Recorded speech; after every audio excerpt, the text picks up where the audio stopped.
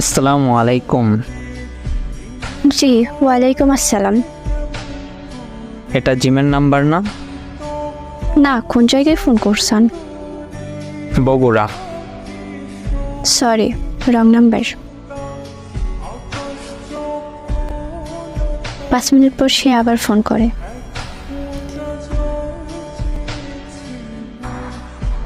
আচ্ছা, আপনার নাম কি? মোসাম্মদ নুসরাত জাহান। আপনার? রিফাত। বাসা কোথায়? ধামহাট নওগাঁ। আপনার বাসা কই? বগুড়া, আদমদীঘি। আচ্ছা, কোন ক্লাসে পড়েন? ক্লাস 7।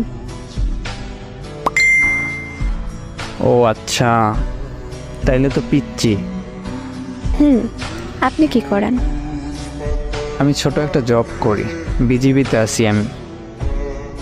আচ্ছা ঠিক আছে, আর কিছু বলবেন? বিরক্ত হচ্ছ? আর শোনো, তুমি আমার অনেক ছোট, তাই তুমি করে বললাম।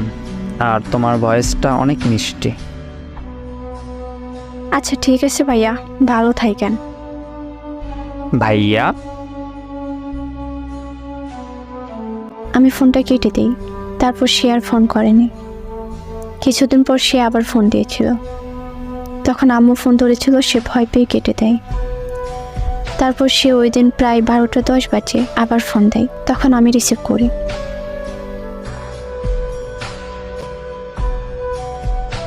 কেমন আছো? জি আলহামদুলিল্লাহ। আবার কেন ফোন করেছেন? এত রাগ করো কেন? রাগ করবো না তো কি করব? কেন ফোন দিছেন আবার? তোমার ভয়েসের মায়ায় পড়ে গেছি।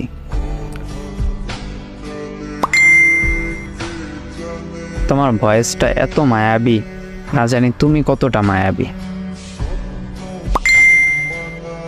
আর কিছু বলবেন? শোনো না, বলেন। আমরা কি ফ্রেন্ড হিসেবে কথা বলতে পারি? আমি অনেক ছোট, ক্লাস 7-এ পড়ি। আর এটা আমার ফোন না, আম্মুর ফোন।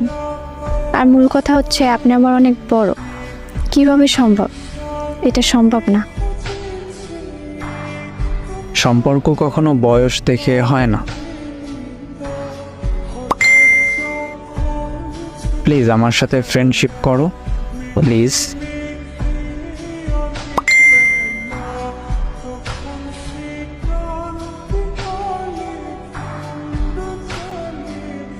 আমি কি করতাম? রাজি হয়ে গেছিলাম। আমাদের কথা হতো। তারপর সে একদিন আমাকে বলল, তুমি একটা ফেসবুক আইডি খোলো। আমি আমার চাচুর থেকে খুলে নিলাম। তারপর আমাদের অনেক কথা হতো। সে আমার অনেক কেয়ার করতো, একটু আঘাত পাইলেই কান্না করতো। এমনকি আমার আম্মুর সঙ্গেও ও কথা বলেছিল যে আন্টি, আমি আর নুসরাত সম্পর্কে জড়িয়ে গেছি, প্লিজ নুসরাতকে অন্য কোথাও বিয়ে দিয়েন না। এভাবেই চলে যায় অনেক সময়। আম্মু তেমন কিছু বলতো না, কারণ আম্মু জানতো তার মেয়ে পড়াশুনো, খেলাধুলা, নাচ গান সব দিক দিয়ে ভালো। তারপর হঠাৎ একদিন সে বাসায় ছুটিতে এসে সে তার মামুর বাসায় বেড়াইতে যায়। তারপর একটা মেয়ের পিক দিয়ে আমাকে বলে,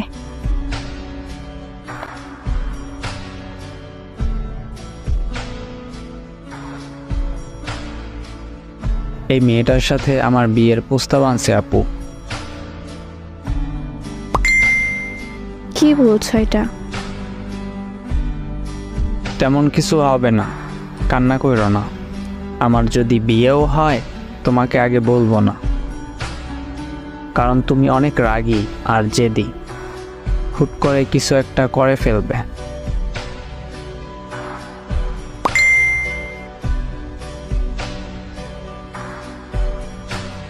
এক সপ্তাহ পর সে আমাকে মেসেজ করে,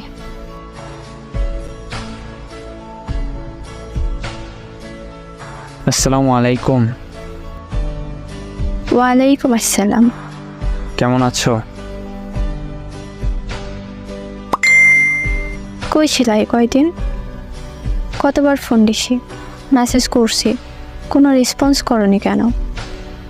কি হয়েছে, তুমি ঠিক আছো তো?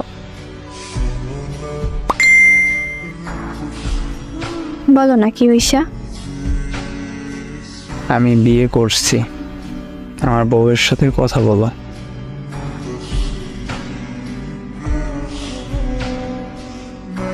লাগবে না, ভালো থাকেন, আল্লাহ হাফিজ।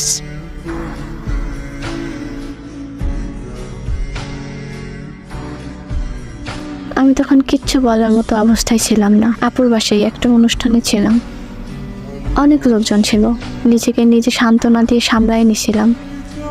তারপর অনুষ্ঠান শেষে বাসায় এসে অনেকটা ভেঙে পড়ি। আম্মু আমায় দেখে বলে, এ কি হয়েছে? তখন আমি কান্না করে আম্মুর কাছে বলছি, আম্মু ও বিয়ে করে নিশা। তখন আম্মু আমার সামলাই।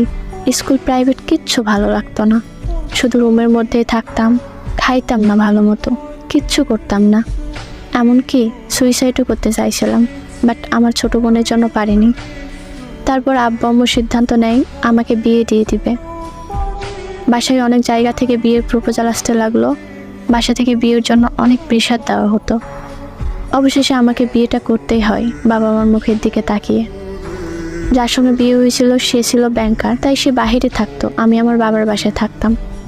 2 মাস পর একটু সমস্যার কারণে বাসা থেকে সবাই বলে ওই ছেলেকে ডিভোর্স দিতে, তাই ডিভোর্স দিয়ে দিই। এখন আলহামদুলিল্লাহ আমি অনেক ভালো আছি।